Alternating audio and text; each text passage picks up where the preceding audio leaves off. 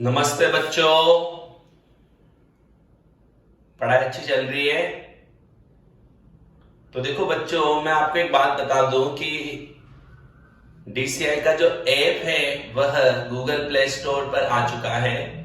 तो आप सभी बच्चे प्ले स्टोर से वह ऐप डाउनलोड कर लें और आप जब स्टार्टिंग तौर पर वह ऐप डाउनलोड करते हैं और अगर आपने पहले वेबसाइट से साइन अप नहीं किया है तो आप अगर फर्स्ट टाइम यूजर है तो सबसे पहले साइन अप करें, अपना नाम, ईमेल आईडी, पासवर्ड और मोबाइल नंबर उसमें डालें और अपना एक अकाउंट बना लें।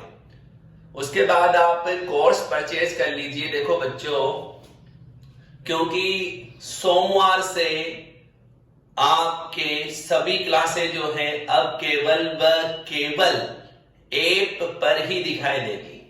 ध्यान रखना, सोमवार से सभी सब्जेक्ट्स की जो क्लासें हैं वह आप केवल कहां देख पाएंगे?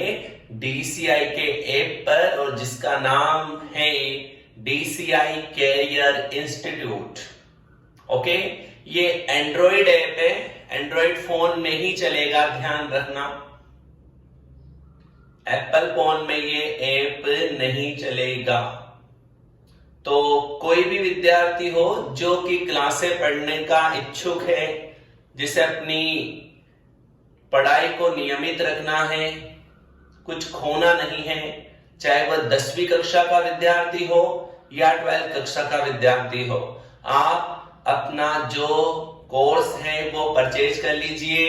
यदि पेमेंट करने में आपको कोई दुविधा आती है, अगर आप पेमेंट नहीं कर पा रहे हैं तो मुझे कॉल कीजिए, मेरे नंबर पर कॉल कीजिए और मैं आपकी समस्या का समाधान कर दूंगा। या आप ऐसा कर सकते हैं, देखो कि जो विजय सर के नंबर है 9509493960, उन पर कांटेक्ट कर लीजिए।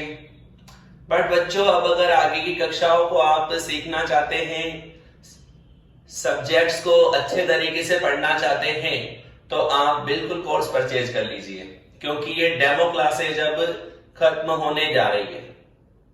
ठीक है, सोमवार से 11 मई से जो क्लासेज है वह पेड क्लासेस हो जाएगी और आप जो है इन्हें केवल डीसीआई के मोबाइल ऐप पर ही देख पाएंगे। चलो हम आज की क्लास स्टार्ट करते हैं। तो बच्चों, सॉलिड स्टेट में हमने कल एक बहुत इंपॉर्टेंट टॉपिक सीखा था, और वह टॉपिक क्या था बताओ? क्रिस्टलीय व अक्रिस्टलीय ठोस। तो एक बार मैं रिवीजन करवाना चाहूंगा, मैंने आपको क्वेश्चन भी दिया था, अगर पता हो तो चलो चेक करते हैं आपने क्वेश्चन का आंसर दिया या नहीं दिया। क्वेश्चन था क्रिस्टलीय व अक्रिस्टलीय ठोस में 4 मुख्य अंतर लिखिए। क्रिस्टलीय व अक्रिस्टलीय ठोस में 4 मुख्य अंतर फटाफट आप मुझे बताएंगे और जो है अपना दिमाग चेक कीजिए।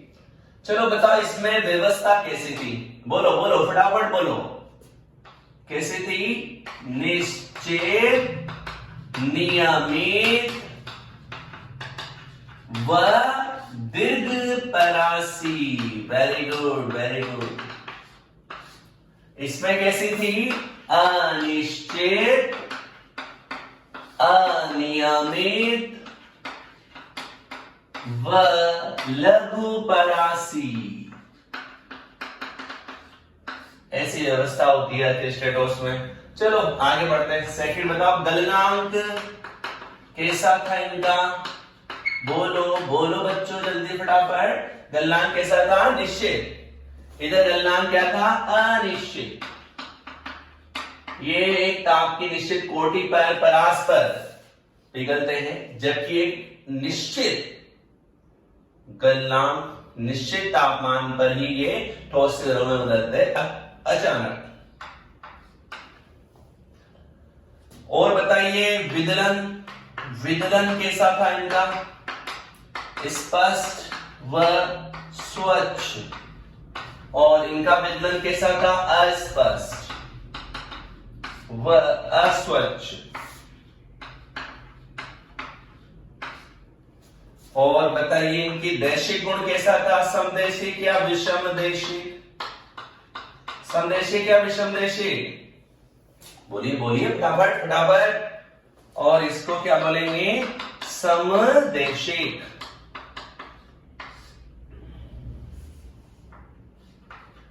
चलो इसके बाद बता दी शीतलन वक्र।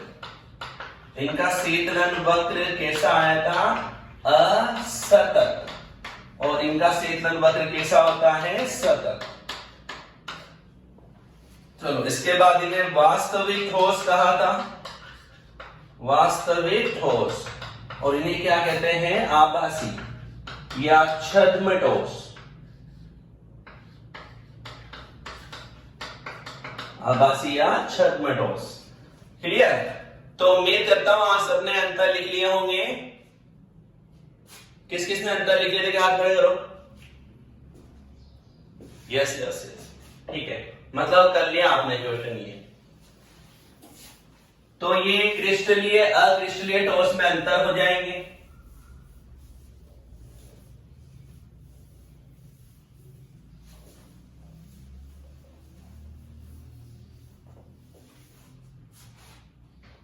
इसके बाद एक क्वेश्चन मैंने शायद तुमको लास्ट और दिया था। क्वेश्चन शायद कुछ ऐसा था, पुरानी सभ्यता की जो कांच की वस्तुएं होती हैं उनमें धुंधलेपन का क्या कारण होता है? पुरानी सभ्यता की कांच की वस्तुओं में धुंधलेपन का कारण बताइए। तो देखो ऐसे इस प्रश्न का आंसर क्या होगा, देखो एक बात समझना, हमने एक क्वेश्चन पढ़ा था इस क्वेश्चन से पहले कि कांच एक अति शीतित द्रव है। कांच में बहने का अति अल्प गुण होता है। तो जैसे कांच को ऊष्मा मिलेगी, कांच धीरे धीरे बहेगा और बहने के कारण, देखो जैसे समझना, ये कांच है, क्लियर? इसे समझना। अब इस कांच में इस प्रकार से अवयवी कण जमे हुए हैं, मान लीजिए, राइट। अब समझना सब बच्चे ध्यानपूर्वक। अब ये कांच ऐसे लगा हुआ है सीधा, मतलब वर्टिकल। अब हम जानते हैं कि जैसे कांच को ऊष्मा मिलेगी तो कांच के जो अवयवी कण हैं वह धीरे धीरे बहना प्रारंभ होंगे। तो ये कांच के जो अवयवी कण हैं वो चलते चलते धीरे धीरे बहते बहते, बताओ ज्यादा मात्रा में किधर जमा हो जाएंगे? जैसे ये ऊपरी तल है और ये अधस तल है,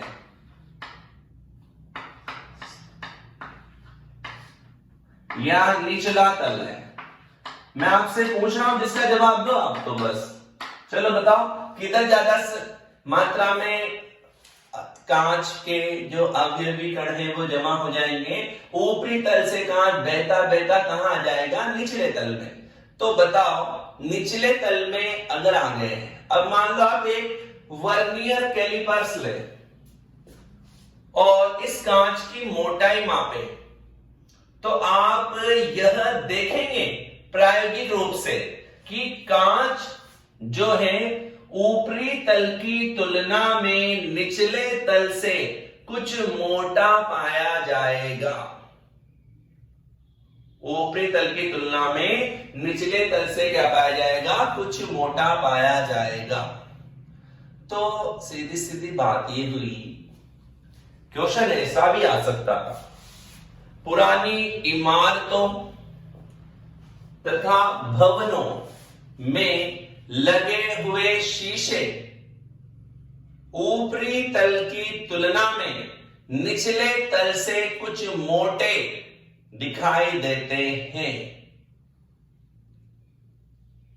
क्यों?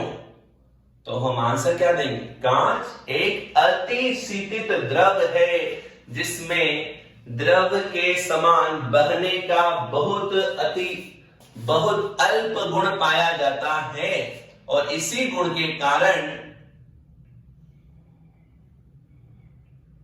क्या है, बोलो बोलो। पुरानी इमारतों व भवनों में, दरवाजों या खिड़कियों में जड़े हुए शीशे ऊपरी तल की तुलना में निचले तल से कुछ मोटे दिखाई देते हैं। राइट, ठीक है। ये क्वेश्चन भी मैं अभी आपको लिखा दूंगा। आपको जो मैंने क्वेश्चन दिया था उसका आंसर समझ लो फटाफट। मैंने कहा प्राचीन सभ्यता की वस्तुओं, कुछ वस्तुओं में जो कांच लगे हुए हैं वो कांच धुंधला हो जाता है, कालांतर के साथ वो कांच धुंधले होते जाते हैं। तो बच्चों कांच बहता जाएगा बहता जाएगा, तो उस कांच का धीरे धीरे क्रिस्टलीकरण हो जाता है। क्या हो जाता है? क्रिस्टलीकरण। और क्रिस्टलीकरण हो जाने के कारण ही वह कांच की वस्तुएं धुंधली दिखाई देती है। वन वर्ड आंसर है इस क्वेश्चन का, वन वर्ड। प्राचीन सभ्यता की कुछ वस्तुओं में लगे हुए कांच का धुंधला दिखाई देना किसके कारण? क्रिस्टलीकरण के कारण। किसके कारण बोलोगे? क्रिस्टलीकरण के कारण। इसका मतलब क्या हुआ फिर? क्या अक्रिस्टलीय ठोस को क्रिस्टलीय ठोस में बदला जा सकता है? क्या अक्रिस्टलीय ठोस को क्रिस्टलीय ठोस में बदला जा सकता है? तो हम कहेंगे बिल्कुल सही बात है जी, बदला जा सकता है। यदि अक्रिस्टलीय ठोस को उच्च तापमान पे गर्म करके तुरंत ठंडा कर दिया जाए तो अक्रिस्टलीय ठोस क्रिस्टलीय ठोस में परिवर्तित हो जाएगा। ओके, याद कर लो आप इसे।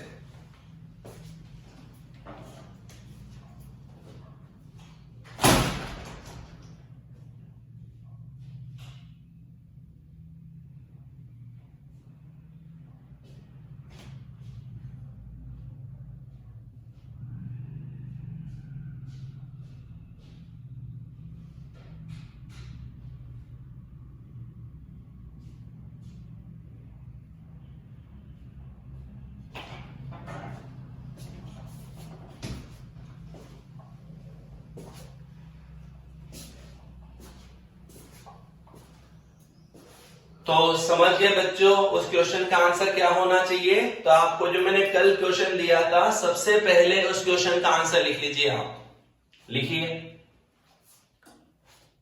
प्राचीन सभ्यता की कुछ वस्तुओं में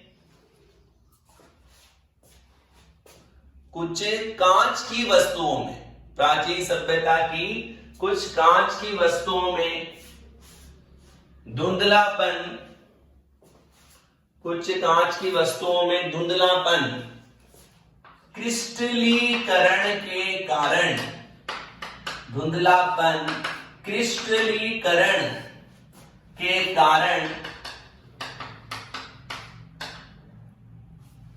क्रिस्टलीकरण के कारण दिखाई देता है, क्रिस्टलीकरण के कारण दिखाई देता है। क्लियर? क्लियर होनी चाहिए बात। तो धीरे धीरे क्रिस्टलीकृत होता जाता है वो कांच, पड़ा पड़ा जो जैसे कांच की वस्तुओं में लगा हुआ है, तो धीरे धीरे क्या हो जाएगा? क्रिस्टलीकृत हो जाएगा। राइट, चलो आगे बढ़ते हैं। नेक्स्ट क्वेश्चन लिखो आज का,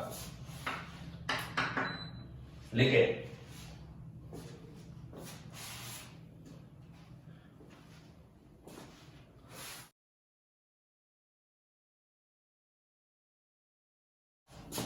पुराने भवनों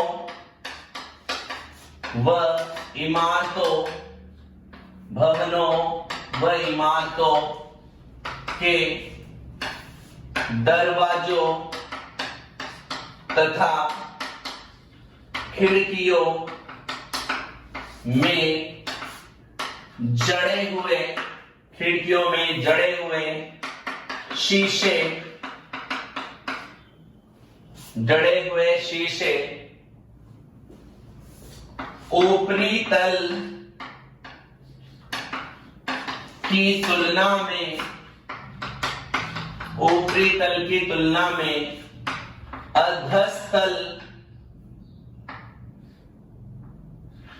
अधस्तल से किंचित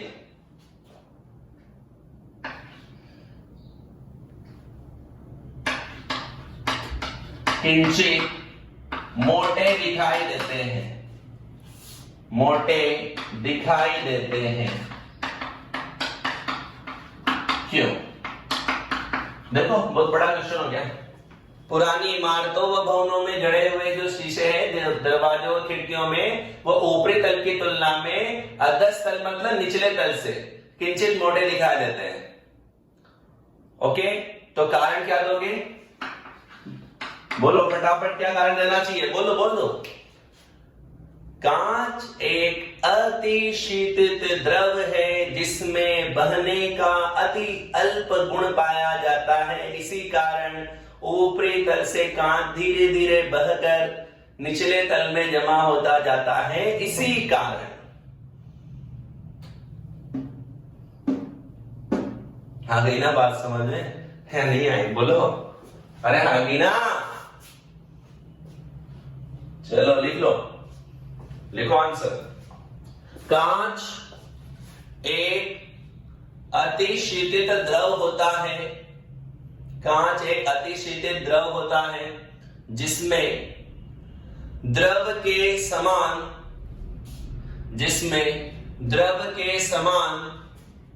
बहने का अति अल्प गुण पाया जाता है। द्रव के समान बहने का अति अल्प गुण पाया जाता है, अति अल्प गुण पाया जाता है। क्लियर? अति अल्प गुण पाया जाता है। इसी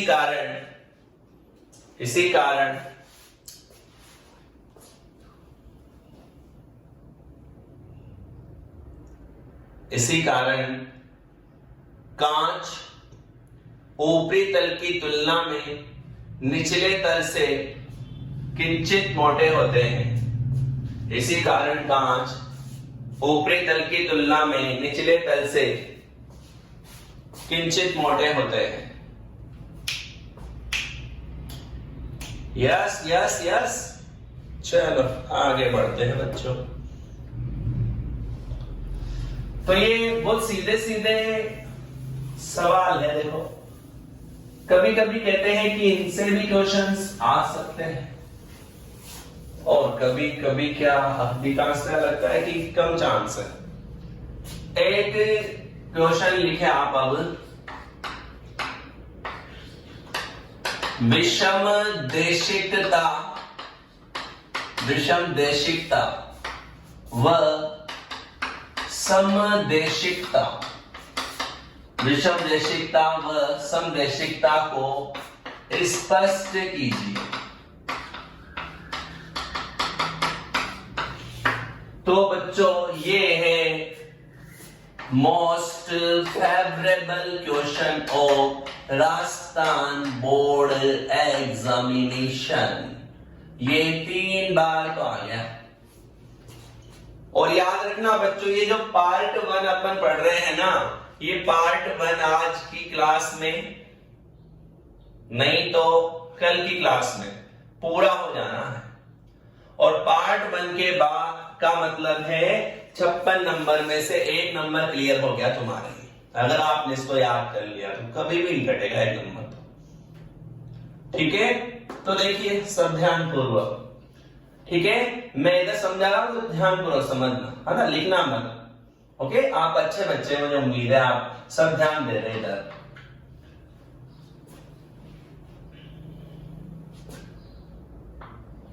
ऐसा ठोस पदार्थ जिसके भौतिक गुणों जैसे अपवर्तनांक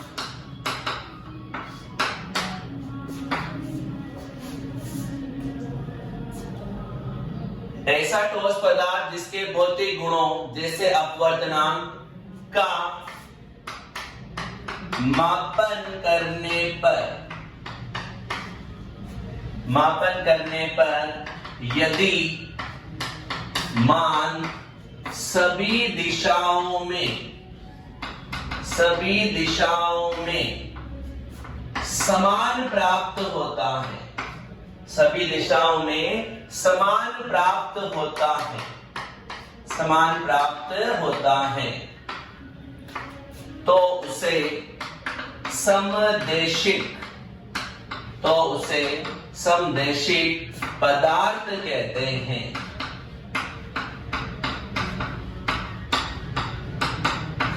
तथा पदार्थ का यह गुण समदेशिकता कहलाता है। पदार्थ का ये गुण समदेशिकता कहलाता है। चलो थोड़ा लिखने में टाइम लग गया, समझना। देखो बहुत सिंपल डेफिनेशन है, बहुत इजी, वेरी इजी। ऐसा ठोस पदार्थ जिसके भौतिक गुणों का हमने मापन किया, अपवर्तनांक, यांत्रिक सामर्थ्य, बहुत सारे भौतिक गुण हो सकते हैं अलग अलग टाइप के, लेकिन सबसे आसान है समझना अपवर्तनांक को। ऐसा ठोस पदार्थ जिसके भौतिक गुणों का मापन करने पर, जैसे ये x डायरेक्शन में कर लिया, y डायरेक्शन में कर लिया, z डायरेक्शन में कर लिया, मतलब किसी भी डायरेक्शन में आप भौतिक गुणों का मापन करो, यदि भौतिक गुणों का मान समान प्राप्त हो तो ऐसे ठोस पदार्थ को क्या कहते हैं? समदेशिक। और अगर भौतिक गुणों का मान भिन्न प्राप्त हो तो ऐसे ठोस पदार्थ को क्या कहते हैं? विषमदेशिक। जैसे परिभाषा बोलनी है विषमदेशिक की, ध्यान से बनाना। ओके, ऐसा ठोस पदार्थ जिसके भौतिक गुणों का मापन करने पर यदि मान सभी दिशाओं में भिन्न भिन्न प्राप्त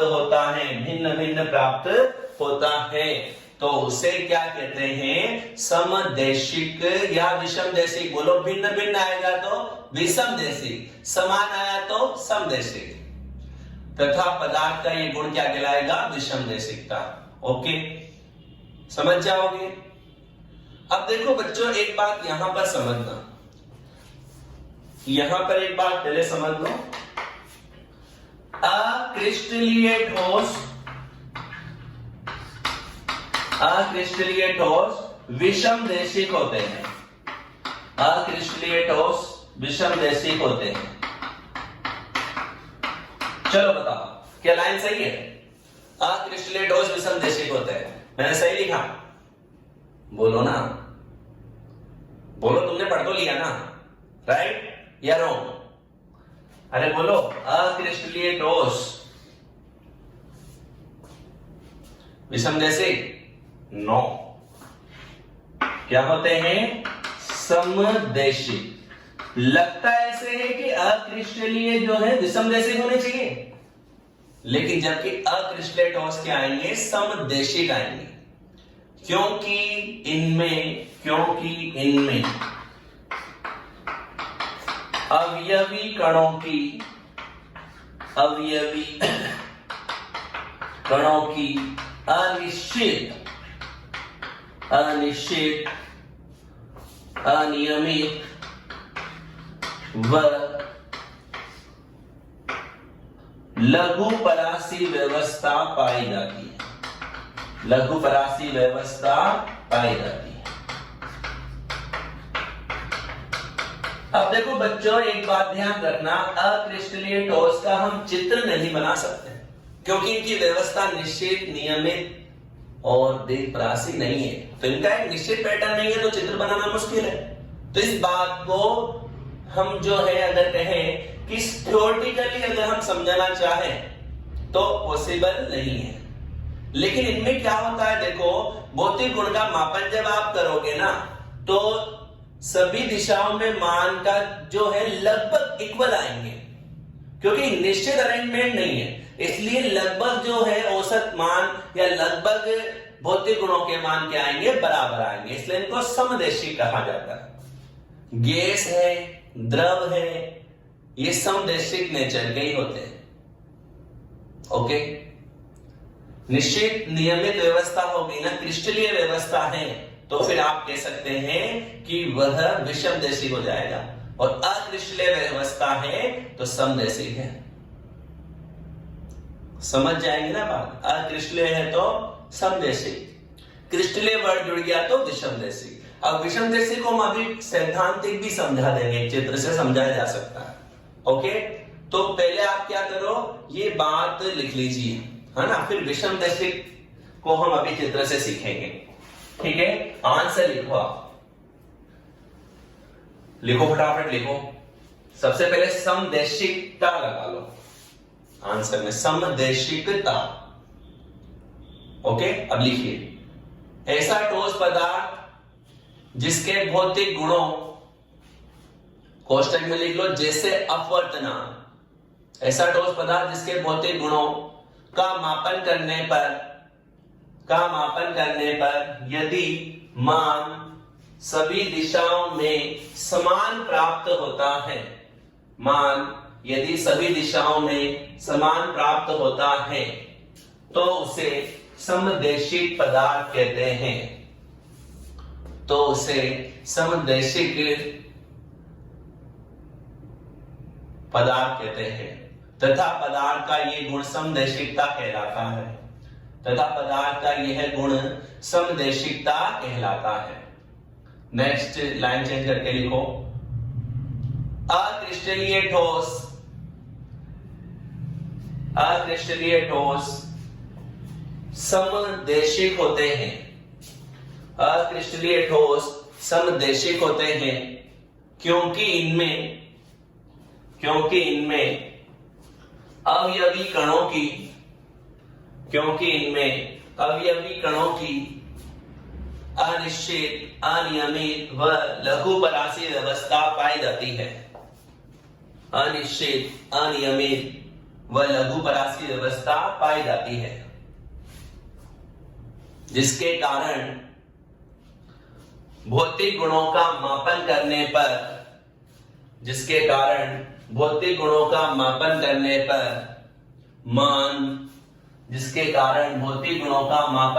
पर मान सभी दिशाओं में लगभग समान प्राप्त होता है, भौतिक गुणों का मापन करने पर मान सभी दिशाओं में लगभग समान प्राप्त होता है।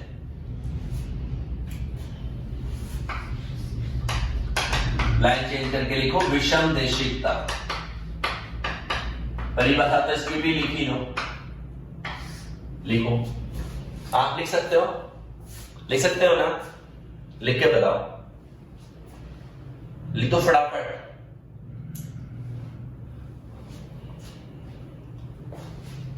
अरे लिखो, मुझे भरोसा है आप लिख ले, थोड़ा बहुत तो परिवर्तन करना, ज्यादा कुछ थोड़ी करना है, लिखते रहो।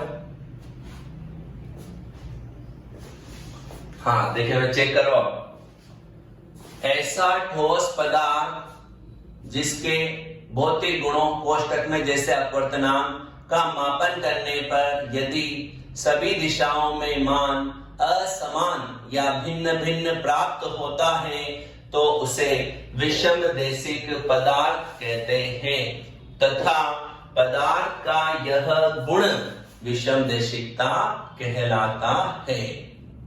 लिख लिया ना, ये लिखा ना, ठीक है, चलो आगे लिखो अगला बिंदु।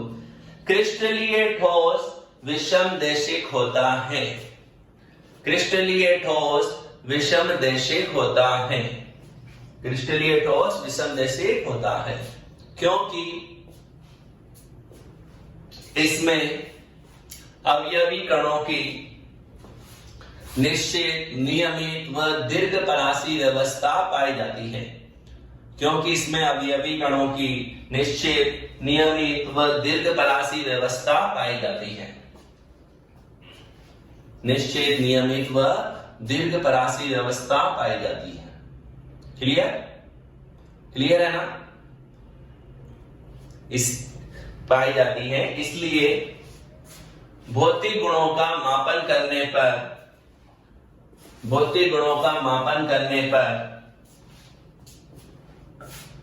मान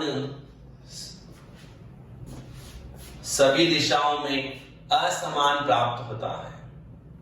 भौतिक गुणों का मापन करने पर मान सभी दिशाओं में असमान प्राप्त होता है। Line check. क्रिस्टलीय ठोस के विषम देशिक व्यवहार को निम्न उदाहरण द्वारा समझा जा सकता है। क्रिस्टलीय ठोस के विषम देशिक व्यवहार को निम्न उदाहरण द्वारा समझा जा सकता है। ठीक, चलो चेक करते हैं। देखो बच्चों, आपके सामने में एक क्रिस्टलीय ठोस की संरचना बना रहा हूं। आप देखना पहले तो जरा क्रिस्टलीय है या नहीं है, चेक करना।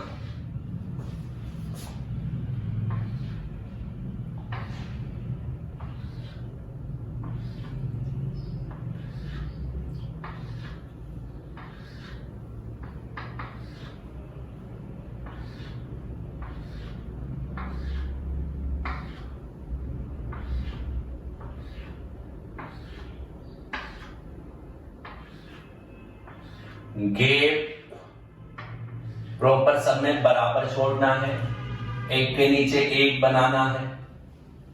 अब देखो, एक तो ये जो गोले मैंने बनाए, जो गोले दिख रहे हैं, अवयवी कण को व्यक्त कर रहा है। अब देखो, जैसे यहां पर भी मैंने अवयवी कण रख दिया, जैसे दूसरे टाइप का अवयवी कण है, थोड़ा समझना आसान रह जाए, इनके बीच बीच में है। इसको मैं भरे हुए गोले से व्यक्त कर रहा हूं ताकि हम इजीली समझ सकें, डिफरेंट कर पाएंगे ना।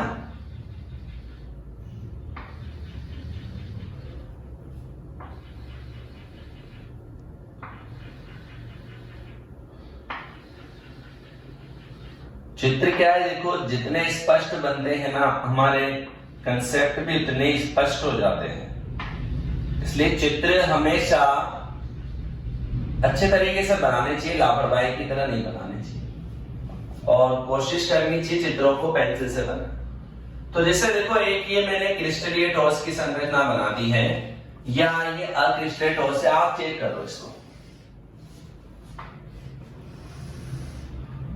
देखो पहली लाइन में खाली खाली गोले, फिर दूसरी लाइन में भरे भरे गोले, फिर खाली, फिर भरे, फिर खाली, फिर भरे, फिर खाली, फिर भरे, फिर खाली, फिर भरे, फिर खाली, फिर भरे। तो एक निश्चित पैटर्न ही बार बार दोहराया जा रहा है, नहीं दोहराया जा रहा? बताओ। खाली गोलों की लाइन, भरे गोलों की लाइन, खाली गोलों की लाइन, भरे गोलों की लाइन, खाली भरे, खाली भरे, खाली भरे। तो एक वही पैटर्न बार बार आ रहा है, नहीं आ रहा? पैटर्न क्या हो गया? खाली भरे। बार बार वही पैटर्न आए और लंबे अंतराल तक ठोस में यही पैटर्न मिलेगा। तो इट्स मीन ये चित्र विषम देशिक का ही है। समदेशिक का चित्र हम नहीं बना सकते थे क्योंकि इसमें निश्चित नियमित व्यवस्था नहीं थी। अब देखो, क्रिस्टलीय ठोस के अपवर्तनांक का मापन हमने किया। जैसे इस डायरेक्शन में हमने अपवर्तनांक निकाला, इसको हमने कहा कि ये एबी डायरेक्शन है। तो इस दिशा में अपवर्तनांक माध्यम के कणों पर निर्भर करता है। तो बताओ, इस माध्यम में, इस दिशा में केवल कौन से गोले आए हैं? बोलो बोलो, केवल कौन से गोले हैं? तो यहां खाली खाली गोले आए हैं, तो उनके कारण होगा। इस डायरेक्शन में, CD डायरेक्शन में अपवर्तनांक निकाला जाए तो इस डायरेक्शन में अपवर्तनांक कौन से गोलों के कारण होगा? भरे हुए गोलों के कारण। तो फिर अपवर्तनांक अलग आएगा। सीधी सी बात है, वो खाली गोले अलग टाइप के, ये भरे गोले अलग टाइप के हैं। अब सोचिए, अगर मैं इस डायरेक्शन में अपवर्तनांक का मापन करूं, EF डायरेक्शन में,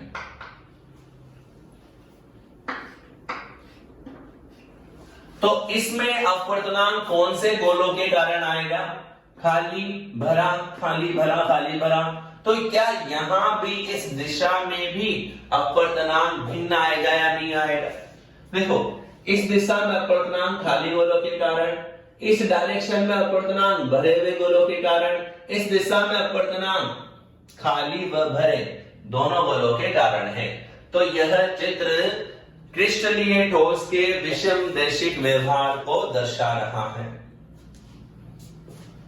ओके, तो ये चित्र किसके लिए है? क्रिस्टलीय ठोस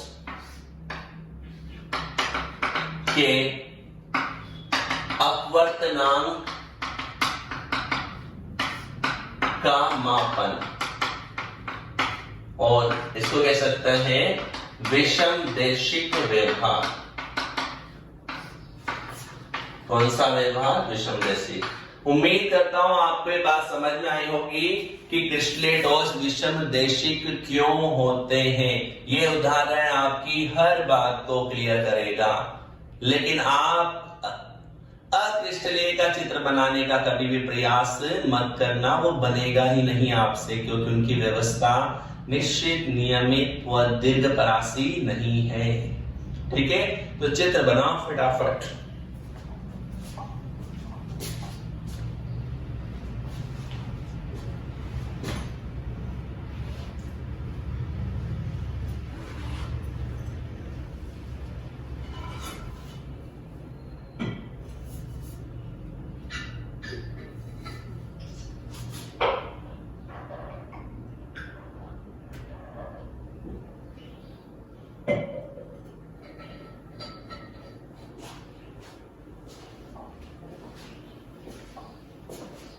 बना लिया चित्र? आगे बढ़े? समझ में आ रही है बात? फिर एक बार जैसे ये पार्ट पूरा हो जाएगा हम इसका रिवीजन कर लेंगे, और एक इसका मैं सब्जेक्टिव पेपर बना दूंगा। उस सब्जेक्टिव पेपर को आप सोल्व कीजिएगा, ठीक है ना? सब्जेक्टिव पेपर को क्या करना है? सोल्व करना है उसको आप। और बच्चों, अगर आपने कोर्स परचेज किया होगा तो आप देख रहे होंगे कि आपके क्विज स्टार्ट हो गई है। मैंने सॉलिड स्टेट की पहली क्विज डाल दिया आपके उसमें, तो आप अभी उस क्विज को सोल्व मत करना, मेरी सलाह है थोड़ी सी। अगर आप मेरे अच्छे बच्चे हैं, मेरे आज्ञा का पालन करते हैं, तो वो क्विज अभी सोल्व मत करना। वह क्विज जो है आप 5-6 बार अटेम्प्ट कर सकते हैं, कोई दिक्कत नहीं है। ऑब्जेक्टिव क्वेश्चन की क्विज है, 25 क्वेश्चन वहां डाले गए हैं। तो आप एक बात ये ध्यान रखना, वह क्विज अटेम्प्ट कब करेंगे? जब मैं आपको अभी आगे जो पढ़ाऊंगा क्रिस्टलीय ठोस के प्रकार, वो वाला टॉपिक पूरा पढ़ा दूं, उसके बाद आप क्विज स्टार्ट कर देना। और फिर मैं जो है आपको होमवर्क भी दे दूंगा। अब मैंने वहां पे आपके सब्जेक्टिव सीट भी डाली है, ऑब्जेक्टिव सीट भी डाली है। ध्यान रखना बच्चों, जब हम कक्षा 11 में पढ़ते थे तो हम केवल ऑब्जेक्टिव सीट ही सोल्व करते थे, सब्जेक्टिव सीट सोल्व नहीं करते थे। हमारा पूरा ध्यान वहां पे ऑब्जेक्टिव सीट सोल्व करने पे रहता था। तो कक्षा 12 में हमारा पूरा ध्यान पहले सब्जेक्टिव सीट सोल्व करने पे रहेगा, उसके बाद हमारा बचा हुआ ध्यान हमें किस पे लगाना है? ऑब्जेक्टिव सीट पे लगाना है। लेकिन मैं आप सब होनहार बच्चों से ये कहता हूं कि आप अपने दिमाग में ये फीडबैक कभी ना बनाएं कि हमें 12वीं में केवल परसेंटेज बनानी है। आप ऑब्जेक्टिव सीट भी मैं कहता जाऊं उसके अनुसार सोल्व करते जाना है। जिस पार्ट के आपको जो क्वेश्चन आ जाएंगे, ऑब्जेक्टिव सीट के जो क्वेश्चन आ जाएंगे, मैं आपको बोर्ड पे लिखा दूंगा, उस दिन आप वो क्वेश्चन सोल्व कर लेना। जो क्वेश्चन आपको नहीं आता है, आप सब अपने व्हाट्सएप नंबर से मेरे मैसेज कीजिए कि सर मुझे केमिस्ट्री ग्रुप में जोड़ दीजिए, मैं आपको केमिस्ट्री ग्रुप में जोड़ दूंगा। अलग से मैं आपका केमिस्ट्री ग्रुप बनाऊंगा, तो उस केमिस्ट्री ग्रुप में मैं आपको जोड़कर आपकी जो समस्या होगी उनके समाधान कर दूंगा। फिर मैं एक दिन जो है आपके लिए डाउट क्लियर प्रॉब्लम ही रख लेंगे। फिर थोड़े दिनों बाद हमारे जैसे ही अब लाइव क्लासेज का भी फॉर्मेट चल जाएगा। तो बहुत सारे सिस्टम्स है देखो ऑनलाइन में, बट इसमें क्या है, हमारी और आपकी दोनों की एकाग्रता होना बहुत जरूरी है, दोनों जो है सीरियस होना बहुत जरूरी है। अगर आप ऐसा कर लेंगे अपन, तो बिल्कुल अपन बहुत अच्छे तरीके से पढ़ाई कर लेंगे घर में बैठे बैठे। ओके, तो मेरी बात समझ के क्विज कब स्टार्ट करोगे? जब पार्ट 1 पूरा हो जाए। अरे मैं कह दूंगा कि पार्ट 1 पूरा हो गया, बस थोड़ा सा बचा है। पार्ट 1 जो है 80% पूरा हो गया, 20% बाकी है। ठीक है, तो 20% को पढ़ने के लिए आगे बढ़ते हैं। बढ़े या नहीं बढ़े? चलो बढ़ता है। चलो लिख, आप इसके बाद टॉपिक लगा लीजिए सब बच्चे।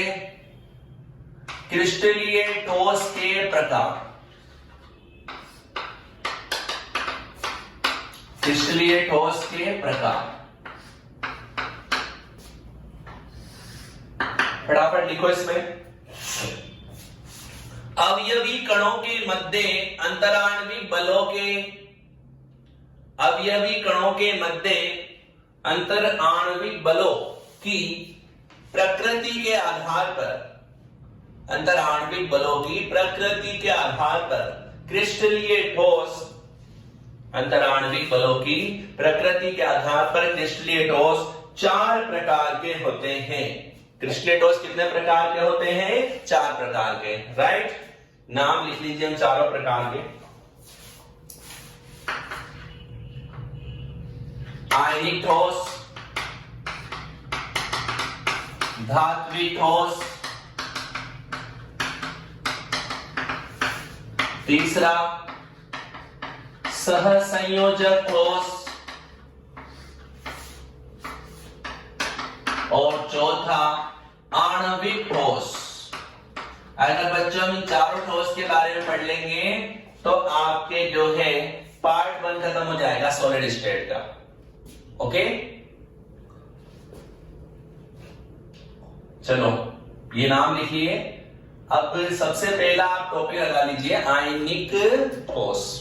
आयनिक ठोस, आयनिक ठोस पढ़ेंगे बस ये वाला आज हम, फिर आगे हम पढ़ेंगे तो उसमें तीनों ठोस समझ लेंगे। एक क्लास अगली क्लास में पूरा हो जाएगा एक पार्ट आपके। तो आयनिक ठोस,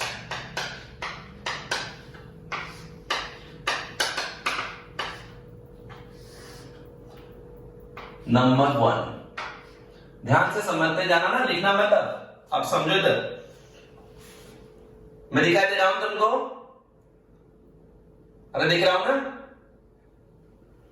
बस फिर मेरी बातें सुनो और इधर ध्यान दो। ऐसे ठोस में अवयवी कण क्या है? सबसे पहले तो प्रत्येक प्रकार के जो चारों ठोस है ना, उसमें यह पता होना चाहिए कि अवयवी कण क्या है। तो आयनिक ठोस, नाम आयनिक ठोस, अवयवी कण क्या है? आयन।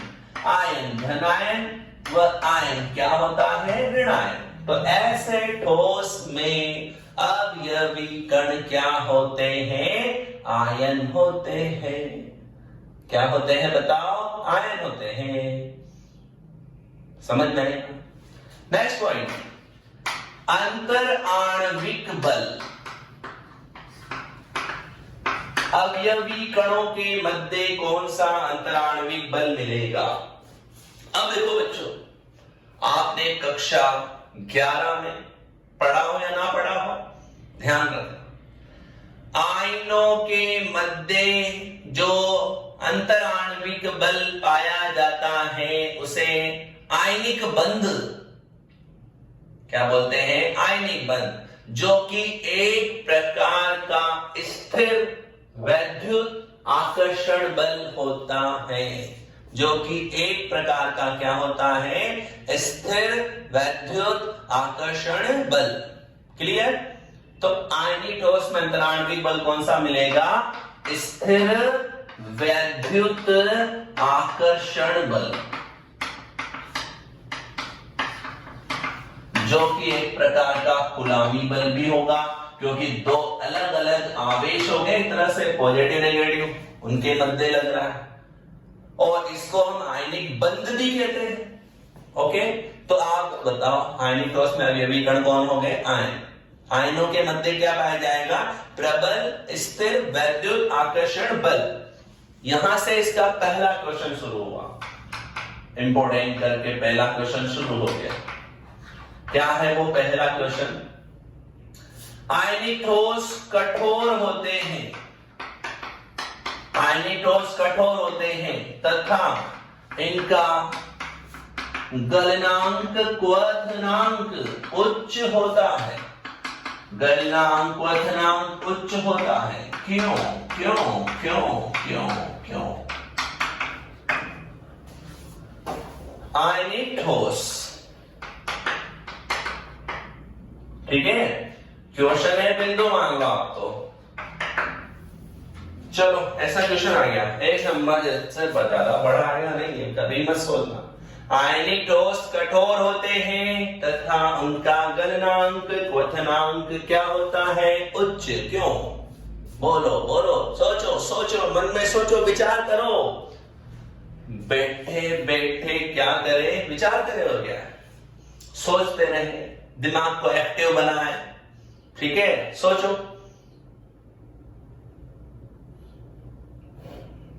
बताओ बताओ, कौन बताएगा? बताओ, मैं ही बता दूं? चलो ठीक है, आप चेक करना आपने जो सोचा वो सही है या नहीं है। आयनिक ठोस में अवयवी कणों के मध्य प्रबल स्थिर वैद्युत आकर्षण बल पाया जाता है।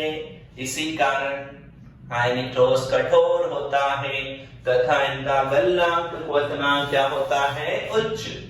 राइट?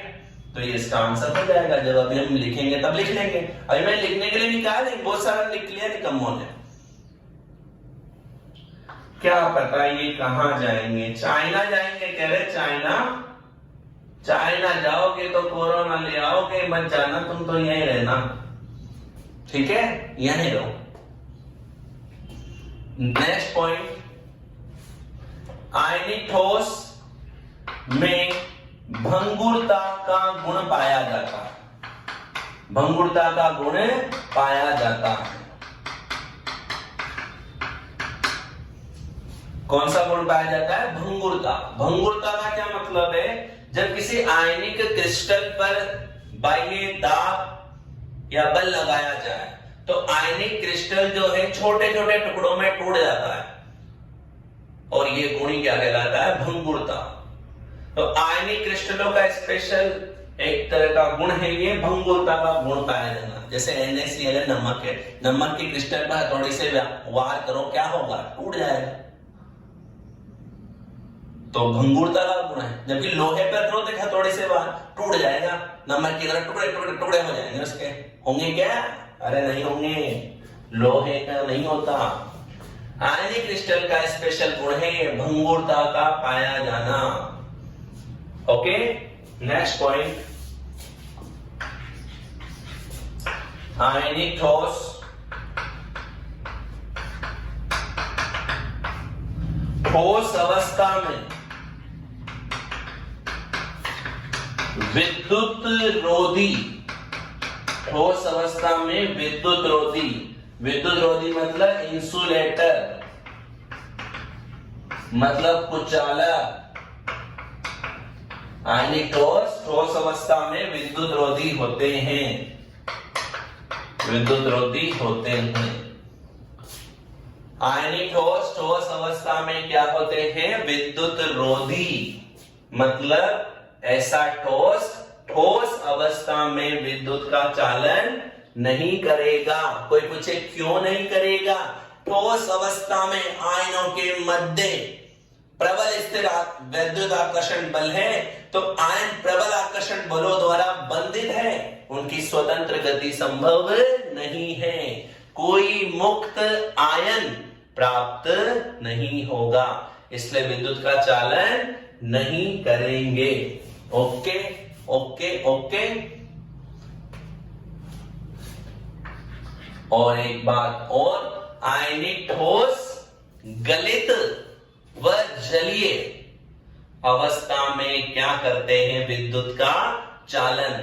अगर आयनिक ठोस का गलित अवस्था में बदल दें या उनका जलीय विलयन बना लेते हैं तो ऐसा ठोस विद्युत का क्या करेगा? चालन करने लग जाएगा। क्योंकि ऐसी अवस्था में आयनों के मध्य उपस्थित आकर्षण बल टूट जाते हैं और आयनिक ठोस अपने आयनों में टूट जाएगा और मुक्त आयन प्राप्त होंगे तो उनकी गति होगी और वो चालकता प्रदर्शित करेंगे। ओके, जिसे आयनिक चालकता भी कह सकते हैं। तो एक बात बताओ, आयनिक ठोस की चालकता किसके कारण है? मुक्त इलेक्ट्रॉन के कारण या मुक्त आयन के कारण? मुक्त इलेक्ट्रॉन या मुक्त आयन? बोलो, क्या इनके टूटने से मुक्त इलेक्ट्रॉन बने या मुक्त आयन बने? बोलो। जब ये गलित व जलीय अवस्था में टूट गया आयनिक यौगिक तो क्या बना? क्या बना? बोलो, क्या बना? अरे क्या बना बताओ ना? मुक्त आयन। तो इनकी चालकता मुक्त आयनों के कारण है। एक और बात, आयनिक ठोस वैद्युत अपघट्य होते हैं। अगर इनके गलित या जलीय विलयन में क्या प्रवाहित की जाए? विद्युत धारा, तो यह अपने आयनों में टूट जाएंगे, विद्युत का चालन करेंगे। लेकिन ठोस अवस्था में ये विद्युत का चालन नहीं करते हैं। तो ये इनसे रिलेटेड बिंदु हो गए। एक बार रिपीट करेंगे, फिर लिखना है, फटाफट लिख देंगे ना। अवयवी कण क्या है? आयन। आयनों के मध्य अंतराण्विक बल कौन सा है? प्रबल स्थिर वैद्युत आकर्षण बल। प्रबल स्थिर वैद्युत आकर्षण बल, जिसे गुलामी बल भी कहेंगे, आयनिक बंध भी बोल सकते हैं। और आयनिक ठोस कठोर होते हैं तथा इनका गलनांक उत्क्रांत उच्च होता है, क्योंकि ऐसे ठोस में आयनों के मध्य प्रबल स्थिर वैद्युत आकर्षण बल पाया जाता है। इसलिए आयन मजबूती से बंधे होते हैं और ऐसा ठोस कठोर होता है। कठोर होने के कारण ही गलनांक उत्क्रांत क्या है? उच्च है। ऐसे ठोस में भंगुरता का गुण पाया जाता है। ऐसा ठोस अवस्था में विद्युत का चालन नहीं करता, क्योंकि ठोस अवस्था में कोई मुक्त आयन प्राप्त नहीं होते आयनों के प्रबल स्थिर वैद्युत आकर्षण बल के द्वारा बंधे होने के कारण। जबकि ऐसा ठोस गलित व जलीय अवस्था में विद्युत का क्या करेगा? चालन, क्योंकि वह अपने आयनों में टूट जाएगा तो आयनों की गति होगी और चालकता प्रदर्शित करेगा। नेक्स्ट पॉइंट, आयनिक ठोसों की चालकता किसके कारण है? मुक्त आयनों के कारण। और एक नेक्स्ट पॉइंट लास्ट में, आयनिक ठोस जो होते हैं उन वैद्युत अपघट्य का कार्य भी करते हैं। ओके, तो हम लिख लें इनको।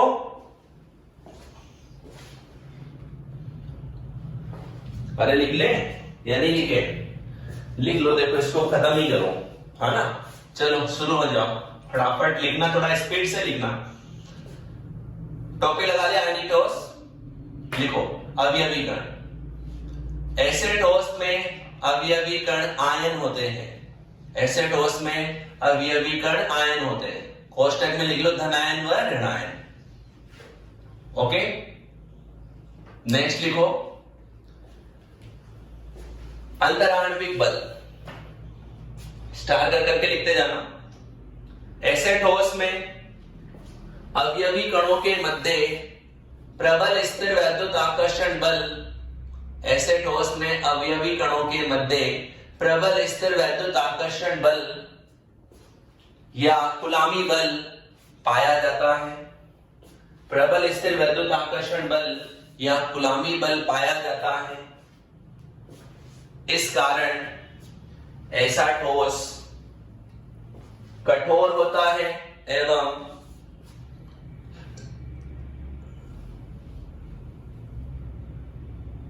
इसका गलनांक व क्वथनांक उच्च होता है। कठोर होता है एवं इसका गलनांक क्वथनांक उच्च होता है। नेक्स्ट पॉइंट, आयनिक ठोस भंगुर प्रकृति के होते हैं। आयनिक ठोस भंगुर प्रकृति के होते हैं,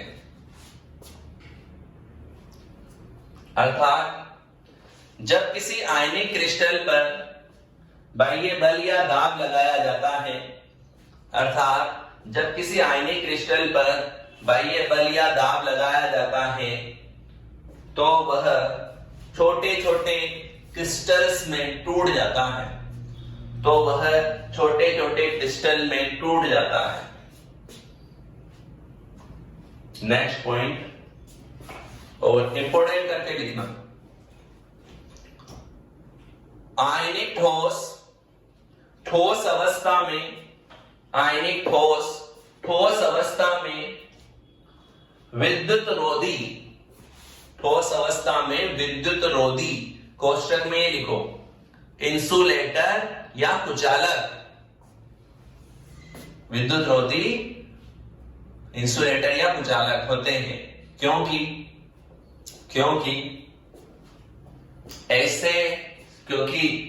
क्योंकि इस अवस्था में आयन प्रबल स्थिर वैद्युत आकर्षण बल द्वारा बंधे होते हैं। आयन प्रबल स्थिर वैद्युत आकर्षण बल द्वारा बंधे होते हैं, इसलिए मुक्त आयन प्राप्त नहीं होते हैं। मुक्त आयन प्राप्त नहीं होते हैं। इसी कारण ठोस चालकता प्रदर्शित नहीं करता है। मुक्त आयन प्राप्त नहीं होते हैं, इसी कारण ठोस चालकता प्रदर्शित नहीं करता है। समझ में आ गई ना बात? नेक्स्ट पॉइंट लिखो, आयनिक ठोस गलित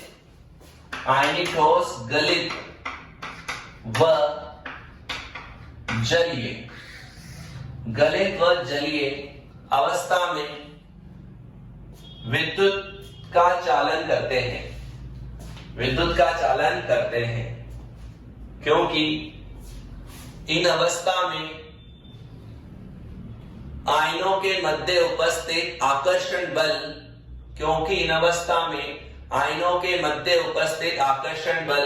दुर्बल हो जाता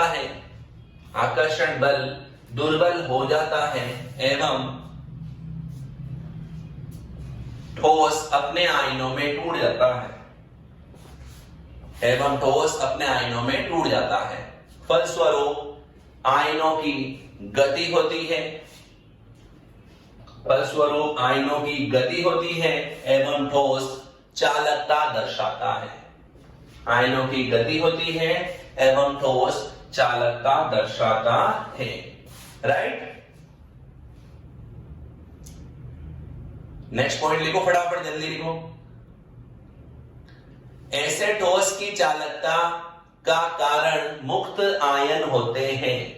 ऐसे ठोस की चालकता का कारण मुक्त आयन होते हैं। नेक्स्ट पॉइंट, ऐसा ठोस वैद्युत अपघट्य होता है। ऐसा ठोस वैद्युत अपघट्य होता है, मतलब अगर ऐसे ठोस के गलित या जलीय विलयन में क्या प्रोवाइड करेंगे? विद्युत धारा, तो ये अपने आयनों में टूट जाएगा। ठीक है, इसे लिखने की जरूरत नहीं है। उदाहरण लिख लो, NaCl, KCl, LiBr, ammonium sulphate, ammonium nitrate. Ammonium का तो कोई सा भी यौगिक ले लो, अमोनियम आयन होता है, नाइट्रेट भी आयन है। इसके अलावा CaCO3, K2CO3, KNO3, असंख्य उदाहरण लिख सकते हैं। ठीक है, तो ये आप उदाहरण लिख लीजिए, आपके ये पूरा हो गया है आयनिक ठोस। लास्ट में एक बात दोबारा कह रहा हूं बच्चों, इनको पढ़ना ढंग से, याद करो। कोई बात समझ में नहीं आ रही तो उसका मैसेज करो, नोट्स बनाओ। टेस्ट आने वाला है आपके, पहला क्विज आने वाली है, टेस्ट भी आ जाएगा। राइट? चलो, और ध्यान रखो, ऐप डाउनलोड करो और दूसरे अपने दोस्तों को भी ऐप डाउनलोड करने के लिए कहो, और जो सो रहे हैं उनको जगाओ और पढ़ने के लिए प्रेरित करो। बहुत बहुत धन्यवाद।